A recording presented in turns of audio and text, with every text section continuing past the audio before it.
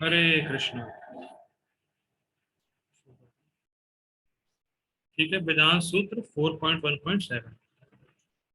यत चित्तेंद्रिय क्रिया अर्थात मन और इंद्रिय की क्रियाओं को संयमित करते हुए ठीक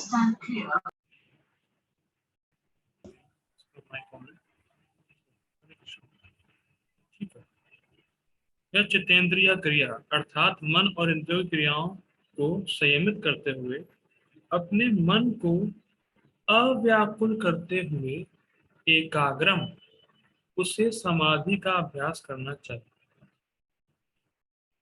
बहुत सुंदर। अपने मन को अव्याकुल करते हुए, अव्याकुल मतलब देखिए सबका अनुभव होगा। देखिए हम लोग पूरा भक्ति से मैप करेंगे, अष्टांग में नहीं जाएंगे तो सबका अनुभव होगा। आज जपा क्लास ही समझिए, ऐसे ही जपा ही क्लास है आज। जब स्टार्टिंग में जप करते हैं, मान लीजिए दो माला हुई स्टार्टिंग, बिल्कुल जब आप भक्ति में आए थे स्टार्टिंग स्टार्टिंग सबका अनुभव होना चाहिए शायद। स्टार्टिंग में दो माला जप की, दो माला हुई, और जैसे ही दो माला हुई है कुछ समय बीता, आप व्याकुल हो गए। अरे ये भी तो करना था, अरे यार ये पेंडिंग वर्क है कि कल ऐसा होगा कल वैसा होगा, अरे यार ये होना चाहिए था। और आइडियाज, फ्यूचर प्लान्स, ये करूंगा तो ऐसा हो जाऊंगा, ये करूंगा वैसा हो जाऊंगा, नहीं अभी उसको मिस करता हूँ मैं, उसको कल मीटिंग मीटिंग करनी है, उससे ये करना है वो करना है, अरे फ्रेंड से नोट्स लेने हैं। पता नहीं हजार तरीके के विचार आएंगे और आप वो कर भी देते थे। ऐसा आप लोगों के साथ हुआ है? माला कर रहे हैं कुछ एकदम से क्लिक हुआ, अरे यार कल उसने वो बात भी कह दी मुझसे, मेरा पता करता हूँ मैं। फोन उठाया, अरे भाई उसने क्या बात कर दी, कैसे क्यों बात, मुझे क्यों बोला उसने। फोन रखा, फिर जब शुरू हो गया। फिर जैसे जब शुरू किया कुछ और बात, अच्छा यार वो करना था, उससे पूछता हूँ यार वो होगा नहीं होगा। फोन उठाया, फिर शुरू होगा। स्टार्टिंग में ऐसा हुआ आप लोगों के साथ?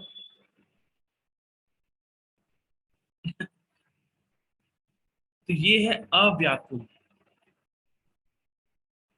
सॉरी ये है व्याकुल।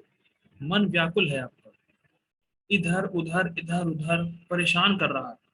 दो माला भी नहीं हुई सही से, पता नहीं क्या क्या विचार ले आता है, यार ये भी करना है वो भी करना है, उसने मुझसे ऐसा कहा, उसका उधार बाकी है, उससे ये लिया था वो लिया था, पता नहीं क्या क्या। और एक बड़ा अनुभव एक माता जी बता रही थी, जब करने बैठते हैं तो पढ़ाई के बारे में सोचते हैं, पढ़ाई करने बैठते हैं जब के बारे में सोचते हैं। तो ये भी होता है भाई, जब कर रहे हैं अरे यार वो चैप्टर छूट गया था, वो उसको पढ़ना है ये पढ़ना है, और जब स्टडी करने बैठे, अरे यार जब अच्छा नहीं हुआ आज, कैसे सुधारूं जब, सबका अनुभव होगा। तो ये व्याकुल है आपका मन। तो हमें अपने मन को ट्रेंड करना सबसे इंपॉर्टेंट बात है। इसमें हमारा मन है, मन मन दोषी है, हमारा मन व्याकुल है क्योंकि मन ट्रेंड नहीं है अभी। तो हमें अपने मन को ट्रेंड करना है। ट्रेंड कैसे करना है? जब कर रहे हैं विचार आया, अपने मन को अपने से अलग देखें और एक कन्विंस रहें अभी कोई काम नहीं, अभी मैं जब कर रहा हूं तो जब, अभी कोई काम नहीं जब कर रहा हूं तो जब। बार बार खींच के लाना पड़ेगा, ऐसा नहीं कह सकते कि अरे मन वो सोचता है तो क्या करे। भाई आपको ही करना है, आपको अपने मन को खींच के नाम में लगाना। अभी कोई काम नहीं, अभी सिर्फ जब, अभी कोई काम नहीं अभी सिर्फ जब। मैं फिर रिपीट कर रहा हूँ, मन की बहुत बड़ी दिक्कत है। प्रभुपाद जी संबंध में बोलते हैं जैसे एक चिड़िया के दो पंख होते हैं, तो मन के दो पंख है, पास्ट और प्रेजेंट, पास्ट और फ्यूचर। मन हमेशा आपको पास्ट और फ्यूचर में ही लेके जाएगा, ये गारंटीड है, बिल्कुल बिल्कुल अनुभव की हुई बात है। जब करने बैठेंगे या तो पास्ट की बातें आएंगी या फ्यूचर की बातें आएंगी। और आपका आपका काम क्या होना चाहिए, आपको मन को प्रेजेंट में लेके आना। मैं प्रेजेंट में नाम बोल रहा हूँ हरे कृष्णा, तो हरे कृष्णा सुनना है। Present present. मन फ्यूचर पास्ट में एक गोते खाता रहता है, इधर जाएगा उधर जाएगा, लेकिन आपको प्रेजेंट में लाना है, नहीं अभी जो मैं बोल रहा हूँ उसको सुनना। बड़ा इंटरेस्टिंग है, देखिए आप जब भी जब करें, तो मैं तो करता हूँ, आप ऐसा पहले जब करने बैठे माला ले तो पहले कन्विंस हो कि ये जो मैं माला करने वाला हूँ उसको मुझे सुनना है और इससे कृष्ण प्रसन्न होंगे। पहले कन्विंस हूँ, पहले थोड़ा सा सेटलमेंट हो जाए कि ये माला जो मैं करूंगा मुझे एक बार में एक ही नाम सुनना है, और जितना मैं नाम सुनूंगा उससे कृष्ण प्रसन्न होंगे। ये कन्विंस हो जाए, इतनी प्रार्थना कर लें या इतना बोल लें, फिर माला शुरू करेंगे, देखिएगा बड़ा प्रभाव पड़ेगा। क्योंकि अगर आप जब शुरू कर देंगे ऐसे ही, तो कुछ थोड़ा सा देखिए, जैसे मान लीजिए अभी आप दौड़ रहे हैं, एकदम से दौड़ रहे हैं और पानी पी लिया आपने, तो हानिकारक है। दौड़े, थोड़ा सुस्ताया, फिर पानी पिएंगे, हाँ अब ठीक। तो वैसे ही आप कुछ काम इधर उधर बहुत बहुत रजोगुणी काम कर रहे हैं और एकदम से आप बैठने जब करने लगे, तो उसका रजोगुणी प्रभाव जब आप काम करते हैं उसको चित्त पे आएगा। पहले आप सेटलमेंट हो जाए, पहले सेटल कर लीजिए अपने आप को कि मैं अब जब करने ही बैठा हूँ, मुझे जब करना ही है, जब करने के बाद उठना है, और एक बार में एक मंत्र सुनना है। ये पहले अपने अपने मन में फोकस कर लीजिए, फिर आप नाम जब करेंगे, और फिर जब भागे तो बार बार आपको उसको नाम पे लाना, क्योंकि मन का स्वभाव ही हो तो भगेगा ही भगेगा। आप मन को दोष क्यों दे रहे हैं? जैसे फॉर एग्जाम्पल मान लीजिए कोई डॉक्टर है और डॉक्टर ऑपरेशन कर रहा है, आप कहें उससे, अरे ऑपरेशन कर रहे हो, चीर फाड़ कर रहे हो, शर्म नहीं आ रही है? अरे भाई उसका काम ही वही है, वो डॉक्टर ही है। कोई और करेगा तो दिक्कत है। तो मन का तो काम ही भागना है, अगर मन ना भागे तो दिक्कत है। That make sense? अगर जो मन, जो मतलब मन में जो भोग है वो ना भागे तो दिक्कत है, और जो भोग है तो भागेगा ही भागेगा वो भोग की तरफ। तो इसीलिए वो भागेगा, भागने दीजिए उसको, आपको उसको दोबारा खींच के नाम पे लगाना। एकाग्रम, अव्याकुल करते हो, मतलब जब आप अपने मन को एकाग्र करने के लिए ट्रेंड कर देंगे तो वो व्याकुल नहीं होगा। बहुत इंपॉर्टेंट है।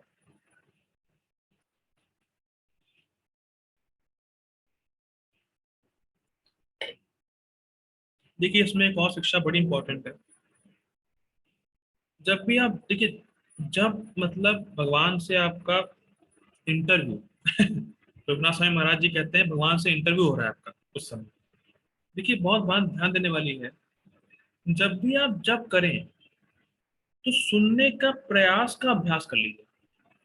फिर रिपीट कर रहा हूँ, जब आप जब करें तो सुनने के प्रयास का अभ्यास कर लीजिए। मैं ये नहीं कह रहा हूँ सुनने का अभ्यास करिए, ध्यान दीजिएगा बात को, शब्दों को। सुनने के प्रयास का अभ्यास। और जितना आपका ये अभ्यास हो जाएगा, मन ऑटोमेटिकली जब भी आप हरे कृष्ण महामंत्र बोलेंगे वो सुनेगा उसको। बहुत अनुभूत बात है। मैं इस पे बड़ा ही विचार किया, मैंने इसको अप्लाई भी किया, इसलिए मैं बता रहा हूँ। जब भी आप जब करें, सुनने के प्रयास करें बस। सुनने के प्रयास का अभ्यास करते रहिए, करते रहिए, करते रहिए। तो जब भी आप कभी भी नाम लेंगे, जब नहीं भी कर रहे हैं, ऐसे ही भी नाम ले रहे हैं, तो भी कहीं ना कहीं आपका मन नाम में चला जाएगा।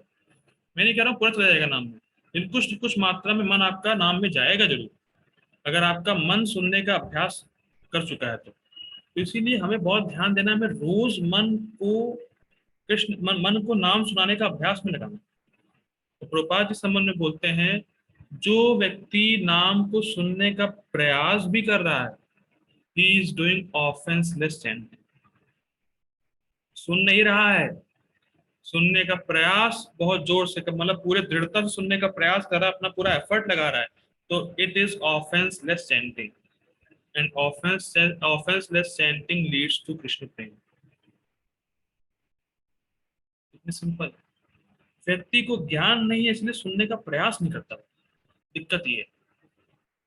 सुनने का प्रयास, बहुत सुनने के प्रयास का अभ्यास हो गया एक बार, फिर तो मजे ही मजे। फिर आप किसी परिस्थिति में नाम जब करेंगे तो सुनने का वो जो प्रयास का अभ्यास है वो आप कहीं ना कहीं वो काम आएगा, आपका मन सुनने पे जाएगा ही जाएगा। इस संबंध में महात्मा प्रभु बहुत बड़ी, कुछ वैष्णव है महात्मा प्रभु, वो कह रहे थे, जो आपकी सेवा का समय है वो आपके जब से यथासंभव दूर होना चाहिए। मैं इंग्लिश में बोलता हूँ पहले। The time of your services should be completely away when you finish your जपा। फॉर एग्जाम्पल के तौर पे लेते हैं, सेवा तो फिलहाल नहीं, ऐसे लेते हैं। मान लीजिए किसी को 7:30 बजे कोचिंग जाना है, ट्रेन पकड़नी है, तो उसका जब 6 बजे खत्म हो जाना चाहिए। जब मान लीजिए किसी को, मान लीजिए ऑफिस जाना है, उसका ऑफिस 8 बजे है, तो जैसे ही मान लीजिए वो जब कर रहा है और मान लीजिए 7:30 बजने वाला है, उसके आधे घंटे में उसको ऑफिस जाना है, तो उसकी 2-3 माला में उसको ऑफिस याद आएगा। क्या कैसा अनुभव है? भाई मान लीजिए ट्रेन पकड़नी है 7:30 बजे, और मान लीजिए 7 बज चुके हैं, लास्ट की जो माला है, अरे यार ट्रेन पकड़नी, ट्रेन पकड़नी, ट्रेन के बारे में याद आएगा, अरे हरे कृष्णा ट्रेन, हरे कृष्णा हरे ट्रेन, ट्रेन हरे कृष्णा ट्रेन। अरे बोल, बड़ा इंटरेस्टिंग हो जाएगा मामला।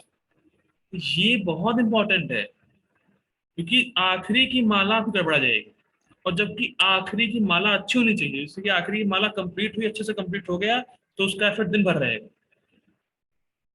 इसीलिए बहुत टाइम गैप होना चाहिए। अगर मेरी मान लीजिए कोई सेवा है, और मान लीजिए मेरी 8 बजे कोई सेवा है, और 7 बजे जब खत्म हो रहा है या 7:30 बजे जब खत्म हो रहा है, तो मैं लास्ट की माला में सेवा के बारे में सोचता रहूंगा, नाम पे फोकस ही नहीं कर पाऊंगा। और ये हो जाएगा भाई माला कब खत्म होगी पता नहीं चला। ये सब बहुत सूक्ष्म पॉइंट है जब के लिए, बहुत पकड़ना पड़ेगा इस पॉइंट। ठीक है, जब जब करें तो इस सब बातों का ध्यान रखें। आज जो बताया जा रहा है इसे देखिए, अष्टांग योग के लिए, लेकिन भक्ति से बड़ा रिलेशन है सबका। ठीक है, हरे कृष्ण, आगे पढ़ते हैं।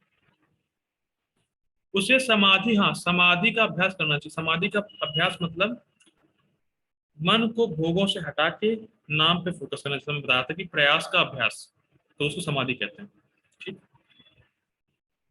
आगे पढ़ते हैं। यह अंतःकरण के शुद्धिकरण के लिए है। क्या उद्देश्य है? अंतःकरण का शुद्धिकरण। न धनम न जनम न सुंदरिम कविताम वा जगदीश काम ये मम जन्मनि जन्मनीश्वरे भवताद भक्तिर अहेतु की त्वयि। ये उद्देश्य है।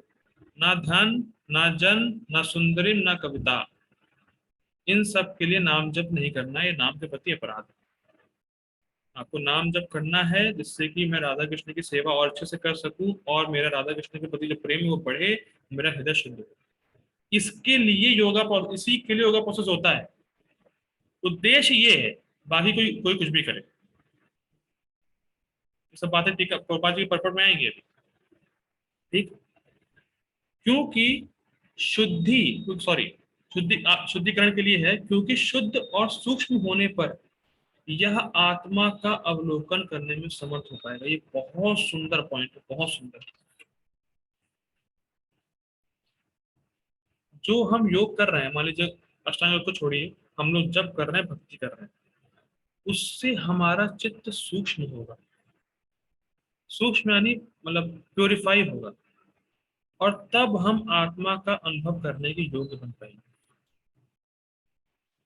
देखिए, सूक्ष्म बुद्धि और स्थूल बुद्धि में क्या डिफरेंस है, बड़ा सुंदर अर्थ है इसका। स्थूल बुद्धि मतलब भोग कैसे प्राप्त होगा,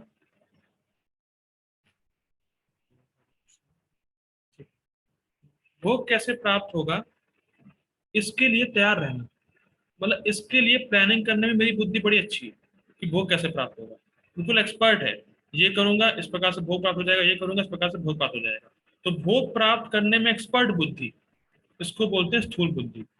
और सूक्ष्म बुद्धि मतलब शास्त्र और भगवान को समझने में एक्सपर्ट बुद्धि। क्या अब आप ये लोग देख पा रहे हैं कि जैसे से जैसे से हम भक्ति कर रहे हैं, तो हम ये देख पा रहे हैं कि लोग भोगों में क्यों पड़े हैं भाई? भोग में रखा क्या है? क्या भक्ति करने से आप ये देख पाते हैं कि लोग भोग क्यों कर रहे हैं, क्या मिलेगा उसको? क्या फालतू में टाइम वेस्ट कर रहे हैं? भक्ति करें ना। क्या आप ये देख पाने में समर्थ हो रहे हैं? मुझे एक बार रिपीट कर दीजिए। मैं कह रहा हूँ, भक्ति करने से क्या आप ये देख पाने में समर्थ हैं कि लोग भोग क्यों कर रहे हैं फालतू में, क्यों अपना मानव जीवन खराब कर रहे हैं? आपको समझ में नहीं आ रही मेरी बात? मेरी आवाज नहीं पहुंच रही वहां तक? थोड़ा सा खड़खड़ खड़खड़ कर रहा है। सबको ऐसा कर रहा है क्या? आपको कर रहा है? शायद आपको कर रहा है। Okay, Khushboo Mata ji, I think you are on the train. Very good. Metro में।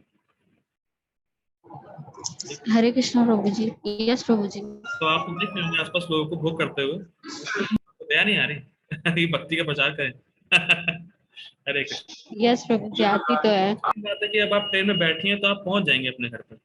तो वैसे जिसने हरि नाम ले लिया है, हरि नाम की ट्रेन में पकड़ लिया है, तो पहुंच जाएगा भगवान के पास। ये अच्छी बात है। ठीक है, तो बेसिकली पॉइंट ये है कि स्थूल बुद्धि मतलब जो भोग को पकड़ने में एक्सपर्ट है। सूक्ष्म बुद्धि से आप शास्त्र और भगवान को समझ सकते हैं। अब इंटरेस्टिंग बात है, एक प्रभु जी बता रहे थे अपना इंसिडेंस कि वो आईआईटी में थे। ठीक, आईआईटी तो क्या कहना उसका, इंजीनियरिंग कॉलेज अच्छा है। आईआईटी कानपुर या आईआईटी किसी में थे, ब्रांच नहीं याद आ रही, आईआईटी में थे। और कह रहे थे तब मैं गीता पढ़ता था, समझ नहीं आता था क्या लिखा हुआ है, कुछ भी पल्ले पड़ता ही नहीं था। और जब भक्ति करना शुरू किया, अब भक्ति में है, अब गीता समझ में आ रही है। तो कोई व्यक्ति ये कहे कि आप आईआईटी से हैं इसलिए गीता समझ में आ रही है, तो क्या ये सही है? बिल्कुल सही नहीं है। भाई आईआईटी में पढ़े, आईआईटी में थे, तब गीता पढ़ने का प्रयास किया, समझ में नहीं आया। भक्ति करे, गीता पढ़े, अब समझ में आ रहा है, तो उसका आईआईटी से कोई लेना देना है ही नहीं। इसी प्रकार से ध्यान दीजिएगा, भले ही कोई व्यक्ति स्कूल में कॉलेज में कितने अच्छे नंबर ले आए, उससे कोई मैटर नहीं कि वो शास्त्रों को समझ सकता है। बहुत इंपॉर्टेंट है। आप ये नहीं कह सकते कि फलाना फलाना पढ़ने में अच्छा है, भौतिक एजुकेशन में, तो उसको शास्त्रों को समझ में आ जाएगा। मैंने पहले भी एग्जांपल दिया कि कॉलेज का प्रिंसिपल था, उसको समझ में नहीं आया कि पशु और मानव जीवन में क्या अंतर है। उसकी बुद्धि स्थूल है, घुस ही नहीं रही है बात, कोई जड़ बुद्धि है। तो सूक्ष्म बुद्धि का निर्माण होता है भक्ति करने से, शास्त्रों को पढ़ने से। तब ये सब बुद्धि सूक्ष्म होती है, तब समझ में आता है कि वास्तव में है क्या जीवन का उद्देश्य, भगवान क्या है, मुझे करना क्या है, मुझे क्या नहीं करना। तो जब सूक्ष्म बुद्धि का निर्माण होगा तब आप स्पिरिचुअल चीजों को समझ पाएंगे, तब आप आत्मा का अनुभव करने में समर्थ हो पाएंगे।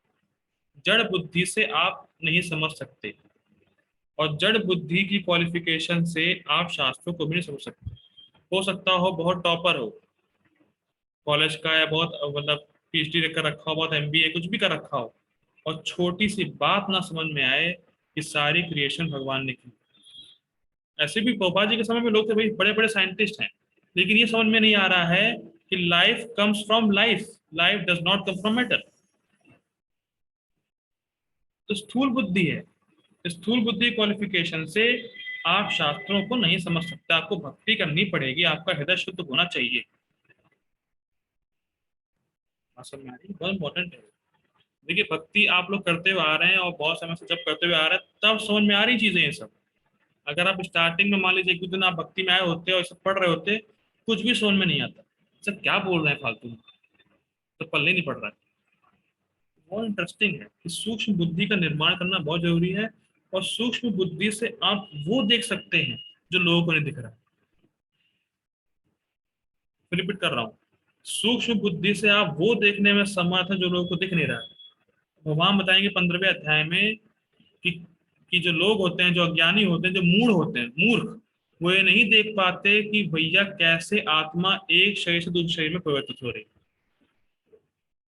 कैसे आत्मा एक शरीर को छोड़ के दूसरे शरीर में प्रवेश कर रही है। मूर्ख व्यक्ति नहीं जान पा रहा। भाई अभी देख लीजिए, आपका बचपन का शरीर कहाँ गया, नहीं रहा, दूसरे शरीर में है। लेकिन जो मूर्ख होगा, भले ही कितना बड़ा टॉपर हो, वो इस बात को समझ नहीं पाएगा। तो सूक्ष्म बुद्धि के निर्माण से ही हम समझ सकते हैं शास्त्रों को। और सूक्ष्म बुद्धि का निर्माण कैसे होगा, जब आपका अंतःकरण शुद्ध होगा, और अंतःकरण को शुद्ध करने के लिए ही नाम जब भक्ति करना है। ये इंपॉर्टेंट है। ठीक, आगे बढ़ते हैं। श्रुति कहती है, अब वो दे रहे हैं रेफरेंस, श्रुति कहती है दृश्यते त्व अग्रया बुद्धिया सूक्ष्मया सूक्ष्मदर्शी भी। सूक्ष्म दर्शियों के द्वारा एकाग्र और सूक्ष्म बुद्धि के दर्शन किया जाता है। अच्छा, सूक्ष्म दर्शियों के द्वारा, शायद अनुवाद सही से हुआ नहीं है, कठोपनिषद का श्लोक है, शायद अनुवाद सही से नहीं हुआ है, कुछ होते हैं। ठीक है, okay. Purport by His Divine Grace Shri Bhaktidan Swami Shri Prabhupada की जय। हरी हरी। प्रभुपाद जी का पर्पट बिल्कुल सेम एज इट इज टीका की तरह है, तो सुनाना नहीं है। आगे पढ़ते हैं। ठीक है, पवित्र स्थान,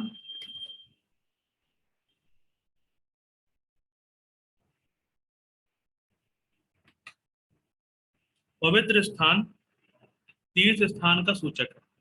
टीका में पढ़ा था ना, स्वतः शुद्ध, अपने में शुद्ध है। ठीक, भारत में योगी तथा भक्त अपना घर त्याग कर, कल आज तो अगर भक्त कह दे त्यागना है मुझे घर, तो अरे भाई कहाँ जा रहे हो, क्या कर रहे हो, ये सब छोड़ दियो। ठीक है, वो बातें अलग है। तथा भक्त अपना घर त्याग कर प्रयाग, मथुरा, वृंदावन, ऋषिकेश तथा हरिद्वार जैसे पवित्र स्थानों में वास करते हैं और एकांत स्थान में योगाभ्यास करते हैं, जहाँ यमुना तथा गंगा जैसी नदियां प्रवाहित होती हैं। हरि बोल। बड़ा इंटरेस्टिंग एक चीज आ गई। एकांत स्थान में आप क्या समझते हैं एकांत स्थान को प्रभु जी? एकांत स्थान मतलब क्या होता है? एकांत स्थान मतलब क्या होता है?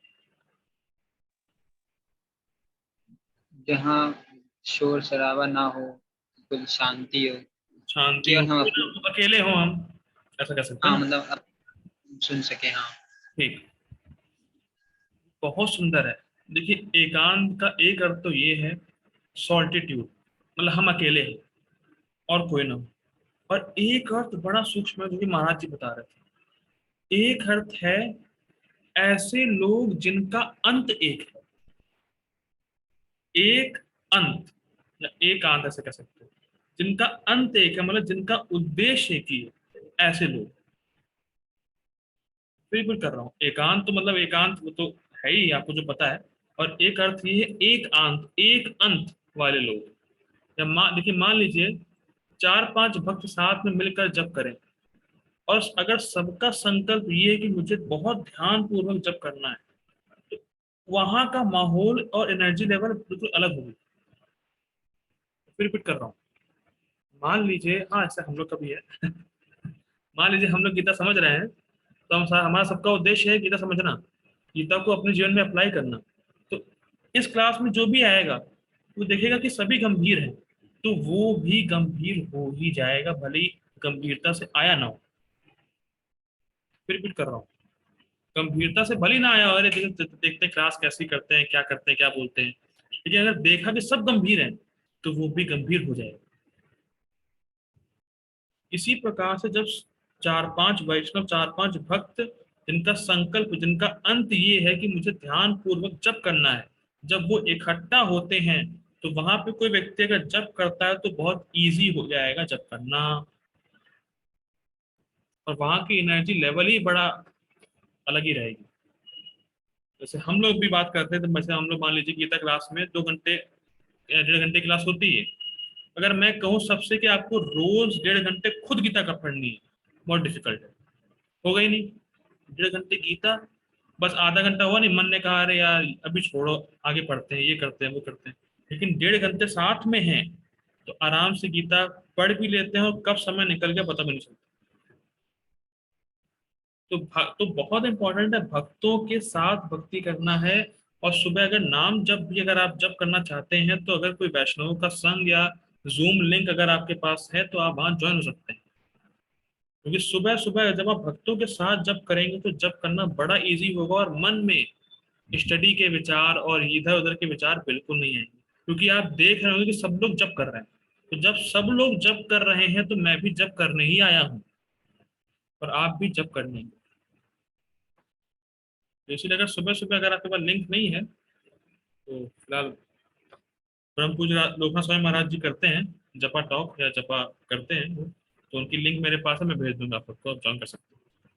बड़ा इंटरेस्टिंग है, जब देखेंगे कि इतने सारे लोग, भक्त लोग साथ में जब कर रहे हैं, सबके वीडियो ऑन है, सब जब कर रहे हैं, तो आप भी जब ऑटोमेटिकली, अगर नहीं करने की इच्छा भी है, तो उनको देख के इच्छा आ जाएगी, अरे यार वो जब कर रहे हैं तो मुझे भी करना चाहिए। तो बहुत इंपॉर्टेंट है। ठीक है, तो हमारे लिए भक्तों के लिए एकांत स्थान मतलब, हमारे लिए एकांत स्थान भक्तों का संग है।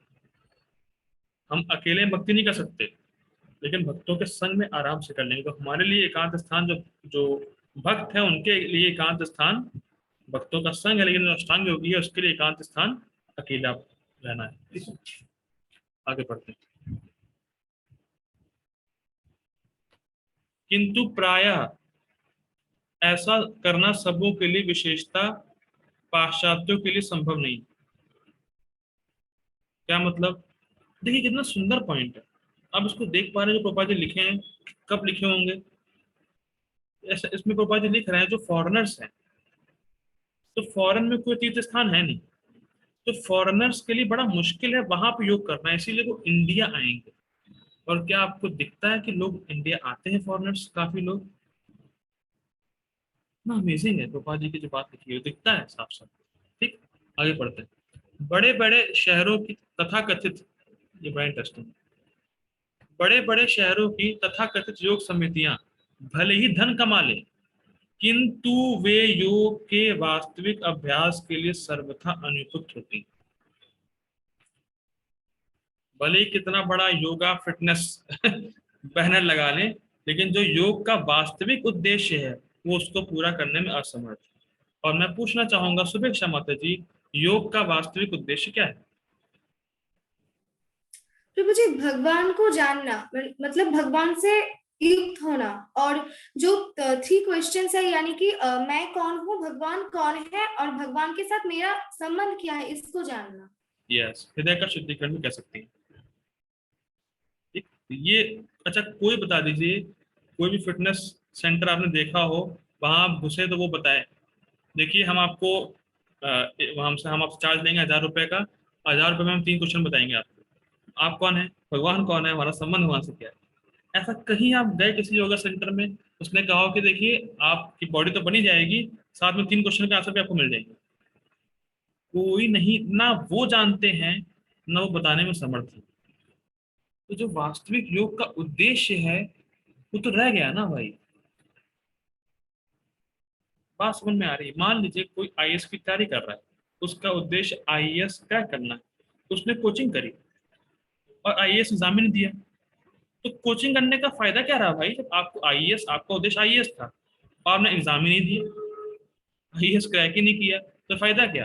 तो वैसे ही आप योग तो कर रहे हैं, लेकिन जब योग का उद्देश्य ही नहीं पता तो योग करने का फिर लाभ क्या है? और योग कर, आप इसलिए योग कर रहे हैं जिससे कि आप भोग कर सकें। पेट में दिक्कत है, खा नहीं सकते, पेट ठीक कर लो, दवाई खाओ, वो अल्टीमेटली भोग करना है। तो आप योग कर रहे हैं भोग के लिए, जबकि ये योग का उद्देश्य है नहीं। इसीलिए प्रभुपाद जी कह रहे हैं कि बड़े बड़े सेंटर तो खोल लिए, हो सकता है बहुत धन कमा लें, बहुत लोग उनके पास जाएं, धन कमा ले, खूब पैसा कमा ले, लेकिन जो वास्तविक उद्देश्य है ना वो बता पाएंगे और ना वो खुद जानते हैं। ठीक, आगे बढ़ते हैं। जिसका मन विचलित है और जो आत्म संयमी नहीं है, वह ध्यान का अभ्यास नहीं कर सकता, क्योंकि उसका मन व्याकुल रहेगा। जैसा हमने टीका में पढ़ा था, अव्याकुल वाला पॉइंट। ठीक, अतः बृहद नारदीय पुराण में कहा गया है कि कलयुग, वर्तमान युग में, जबकि लोग अल्पजीवी और आत्म साक्षात्कार में मंद तथा चिंताओं से व्यग्र रहते हैं, भगवत प्राप्ति का सर्वश्रेष्ठ माध्यम भगवान के पवित्र नाम का कीर्तन है।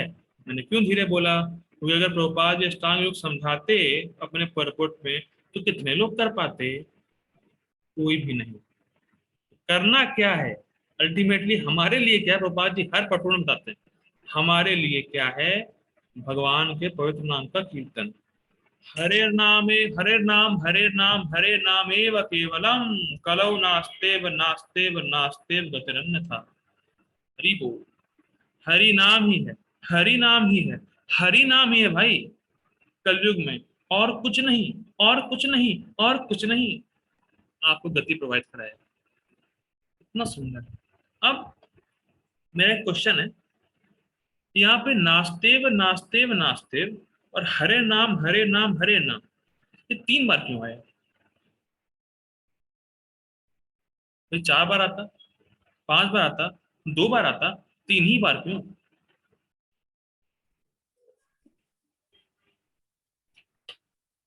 प्रभु जी, जब हम किसी बात पे जोर दे के कहते हैं तो हम उसे 3 बार कहते हैं, या इसीलिए मतलब कि इसके अलावा और कोई रास्ता नहीं है, तो इसको महत्व देने के लिए, इम्पोर्टेंस देने के लिए यहाँ पर 3 बार इसे यूज किया गया है। नहीं माता जी, मैं कह रहा हूँ 4 बार कर दीजिए, इंपॉर्टेंस और बढ़ जाएगी। ये भी तो सकता है ना, 3 ही बार क्यों? तो इंपॉर्टेंस ही बढ़ानी है ना, 4 बार बोल दीजिए, 5 बार बोल दीजिए, 3 ही बार क्यों? देखिए प्राय भक्तों को यही पता है आंसर, इंपॉर्टेंस देने के लिए, लेकिन बड़ा सुंदर अर्थ है यहाँ पे। एक टीका में लिखते हैं आचार्य, तो बताना चाहेगा, नास्तेव नास्तेव नास्तेव, जो तीन है, यानी कर्म योग, ज्ञान योग, अष्टांग योग।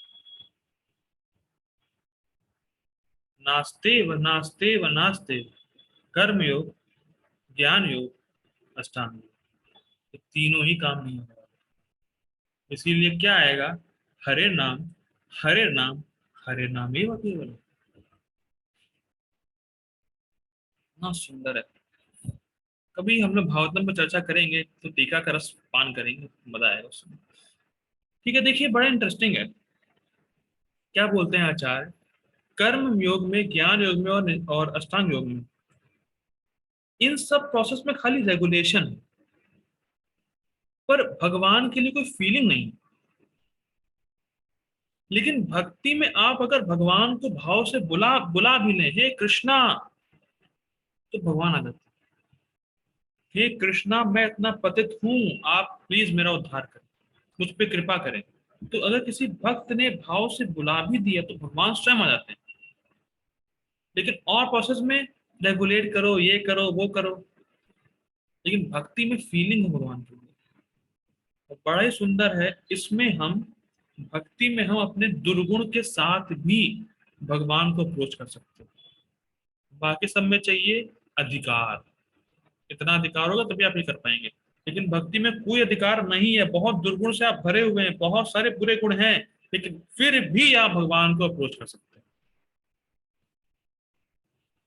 और हमें मंगल आरती में जरूर ये प्रार्थना करनी चाहिए सुबह सुबह, हे कृष्णा, मेरे में कोई गुण नहीं, मेरे में दुर्गुण भरे हुए हैं, और मैं कितने जन्मों से आपको भूला हुआ हूं, अब आपके समक्ष हूं, कृपया स्वीकार करें, please accept me as your eternal servant.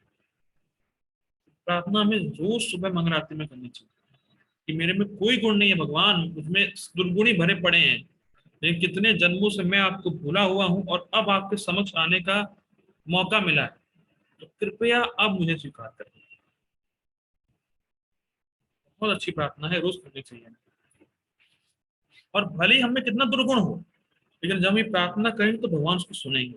तो हमने डायरेक्टली भगवान को अप्रोच कर लिया विद दुर्गुण। लेकिन बाकी सब में रेगुलेट करो, फलाना धमाका, ये सब करो, नौटंकी, वो सब नहीं कर पाएंगे। सिंपल है। भगवान को अप्रोच करने का तरीका क्या है, हरे कृष्णा कृष्णा कृष्णा हरे हरे, हरे रामा रामा रामा हरे हरे। सुंदर। कला, देखिए अनुवाद देखते हैं। कला और दंभ के इस युग में मोक्ष का एकमात्र साधन भगवान के पवित्र नाम का कीर्तन करना है। कोई दूसरा मार्ग नहीं है, कोई दूसरा मार्ग नहीं है, कोई दूसरा मार्ग नहीं। देखिए लास्ट पॉइंट मैं बता देता हूँ, बस रुकते हैं। देखिए जो हम लोग शास्त्र पढ़ रहे हैं, गीता पढ़ रहे हैं, उसका मेन सिम्टम ये होना चाहिए कि हमारी हरि नाम पर श्रद्धा बढ़े। फिर कर रहा हूँ, शास्त्र हम लोग पढ़ रहे हैं तो खाली फॉर्मेलिटी के लिए नहीं पढ़ रहे हैं, मैं रोज फॉर्मेलिटी की क्लास नहीं दे रहा हूँ। आपकी भगवान पर श्रद्धा बढ़े, भगवान के नाम पर श्रद्धा बढ़े, क्योंकि इसी से आपका उद्धार होने वाला है। इस पर कन्विंस रहना चाहिए हमेशा कि हरे कृष्णा महामंत्र ही मुझे परम सिद्धि प्रदान करेगा। इहा हईते सर्व सिद्धि होइबे तुम्हारा। By chanting you will get all perfection in life. और प्रभुपाद जी जब बताते हैं by chanting Hare Krishna everything will come, सब अपने आप आएगा, आपको जाने का प्रयास नहीं करना। कितनी सुंदर बात है। By chanting Hare Krishna everything will come, सब आ जाएगा, आपको कुछ पाने का प्रयास नहीं करना, आपको सिर्फ हरे कृष्णा करने का प्रयास करना है, बाकी सब अपने आप आ जाएगा। जितनी श्रद्धा से हम नाम करेंगे उतना ही फायदा हम अपने जीवन में देख पाएंगे कि मैं उतना ही कृष्ण के और पास और निकट गया हूँ। तो हमें श्रद्धा पूर्वक नाम जप करना चाहिए। और आज का सीखा हम लोगों ने, पहली बात तो स्थान, और दूसरा आसन बहुत इंपॉर्टेंट है कि किस पोस्चर में हम नाम जप कर रहे हैं। और मन आपका पास्ट और फ्यूचर में जाता रहेगा, उसको बार बार आपको हरे कृष्ण महामंत्र पे केंद्रित करना है। और पहले सेटल हो जाए, अपने को आप में कन्विंस हो जाए कि मैं नाम जप करने के लिए बैठा हूँ और मुझे एक बार में एक ही मंत्र सुनना है, और फिर नाम जप शुरू करिए। जैसे मैं मान लीजिए शुभेच्छा बोला मैंने, तो आपको आपका सर ने नहीं सुनाई दिया, आपको शुभेच्छा ही सुनाई दिया, क्योंकि मैंने दूसरा बोला ही नहीं कुछ। और जो मैंने पहले बोला था क्लास की स्टार्टिंग में, वो भी आपको नहीं सुन रहा है, क्योंकि आप प्रेजेंट में ही सुन सकते हैं। बहुत सिंपल है लेकिन बहुत टफ है। तो जब आप हरे कृष्णा महामंत्र बोल रही, तो जो बोल रही उसी को सुन सकते हैं ना भाई, तो डिफिकल्टी क्या है? आप कुछ और सुन ही नहीं सकते हैं। तब जो बोल रहे हैं उस प्रेजेंट टाइम में वही सुन सकते हैं और वही सुनने का प्रयास करना है, कितना सिंपल है। तो पास्ट और फ्यूचर में नहीं जाना है, ठीक है, हम लोग ये रुकते हैं। अब मैं एक चीज थोड़ा बताना चाहूंगा, एक डिवोटी को प्रॉब्लम है कुछ, तो मैं उसका सबको सकता सबको, तो मैं कुछ टाइम तक मैं देखने का प्रयास करते हैं। हरे कृष्ण, मीटिंग एंड करते हैं।